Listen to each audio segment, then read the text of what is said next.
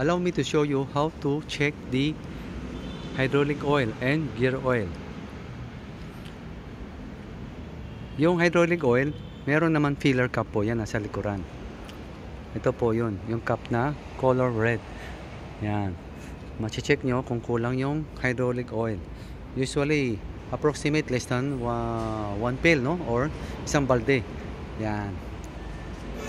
At may indicator po yan para malaman nyo kung nasa minimum or maximum capacity ang nailagay natin. Ito po yung pinaka gauge nya. Yan. Maximum, minimum. Yan. Nasa malapit sa clutch nya. At may mga drain plug din po yan kung gusto nyo mag-change oil. Nasa ilalim po. Ayan po. Yan. Yung plug na yan, pang drain po yan kung gusto nyo mag-change ng hydraulic oil.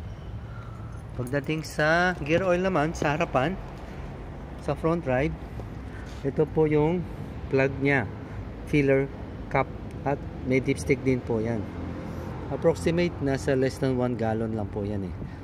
At meron din siyang drain plug. Ito po ang drain plug nya, sa ilalim. Ito po. Yan.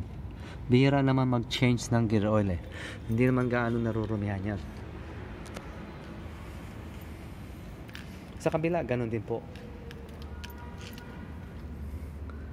Meron din siyang drain plug. Nandito po. Yan. At meron din dito sa gitna ng differential. Yan. Sa makina, madali lang naman. Yung pag-check ng motor oil, may dipstick naman siya eh. Malalaman nyo rin kung nasa maximum or minimum. Yan. Sana may natutunan kayo. Bago nyo gamitin yung mga units ninyo, check nyo lahat yung maintenance natin, no? Parang ano yun eh, preventive maintenance. Para hindi masira po yung unit natin.